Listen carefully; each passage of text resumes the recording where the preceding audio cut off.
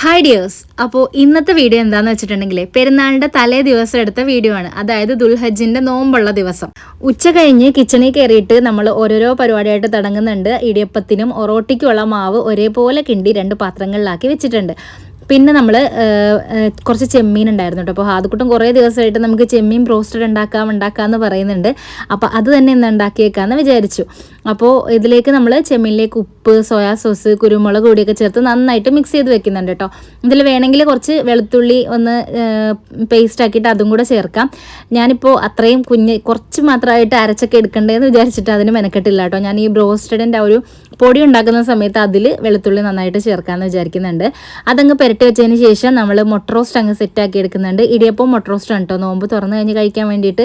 ഇത് കുറച്ച് ചിക്കനാണ്. ഞാൻ എപ്പോൾ ചിക്കൻ മേടിച്ചാലും കുറച്ച് ചിക്കൻ ഹാദുക്കൂട്ടൻ എന്തെങ്കിലും ഒന്ന് ചെയ്യാൻ വേണ്ടിയിട്ട് മാറ്റി വയ്ക്കും കേട്ടോ.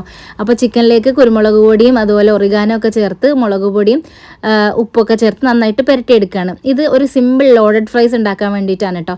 ഇത് ഹാദുക്കൂട്ടന് തന്നെയാണ് കേട്ടോ ഉണ്ടാക്കിയിട്ടുള്ളത്. എല്ലാം ചെയ്യുന്നത് അവൻ തന്നെയാണ്. ചെറിയ ചെറിയ സഹായങ്ങളൊക്കെ ഞാനും ചെയ്തു കൊടുത്തിട്ടുണ്ട്.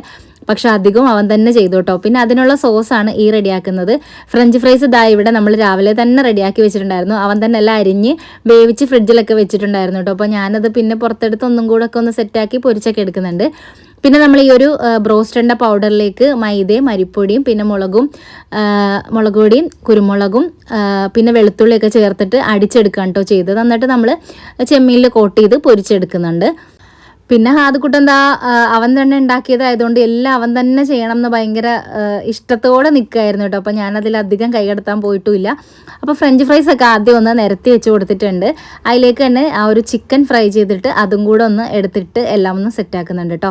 ഇനി ഇതിൻ്റെ മുകളിലേക്കായിട്ട് നമ്മൾ ആ ഒരു സെറ്റാക്കി വെച്ചിട്ടുള്ള ആ ഒരു ചീസിൻ്റെ സോസ് ഉണ്ടല്ലോ, അതാണ് കേട്ടോ ഒഴിച്ചു കൊടുക്കുന്നത്. കുറച്ചും കൂടെ കളറൊക്കെ ഉള്ള കുറച്ച് മുളക് പൊടിയേ യൂസ് ചെയ്തിട്ടുള്ളൂ കേട്ടോ. അതുകൊണ്ടാണ് ഈ ഒരു കളറ്.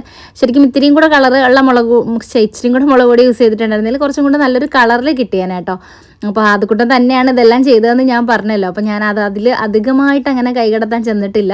അവൻ ആ ഒരു ക്രെഡിറ്റ് ഫുള്ള് വേണമെന്നും പറഞ്ഞിട്ട് നിൽക്കുമായിരുന്നു. നല്ല ടേസ്റ്റ് ഉണ്ടായിരുന്നു കേട്ടോ. നന്നായിട്ട് സെറ്റാക്കിയിട്ടുണ്ടായിരുന്നു. എല്ലാം ഇങ്ങനെ പറഞ്ഞു കൊടുക്കണമായിരുന്നു, അങ്ങനെ ചെയ്താൽ മതി ഇങ്ങനെ ചെയ്താൽ മതി എന്നൊക്കെ. അപ്പോൾ അവന് സാധനങ്ങളൊക്കെ അറിയാം. അപ്പോൾ അത് അപ്ലൈ ചെയ്യുന്നതൊക്കെ നമ്മളിങ്ങനെ ചെറുതായിട്ടൊക്കെ ഒന്ന് പറഞ്ഞു കൊടുക്കുകയാണെങ്കിൽ. ജ്യൂസായിട്ട് പൈനാപ്പിൾ ജ്യൂസ് ആയിരുന്നു കേട്ടോ. അതിലും ഹാദുക്കുട്ടൻ്റെ കൈകൾ ഉണ്ടായിരുന്നു കേട്ടോ. അപ്പോൾ അങ്ങനെ മൊത്തത്തിൽ ഇന്ന് തന്നെ ഹെൽപ്പ് ചെയ്യാൻ ഒരുപാട് ഹെൽപ്പൊക്കെ ഹാദുക്കുട്ടൻ ചെയ്തു തന്നുകൊണ്ട് നല്ല രസമായിരുന്നു കേട്ടോ കിച്ചണിൽ നിൽക്കാനായിട്ട്.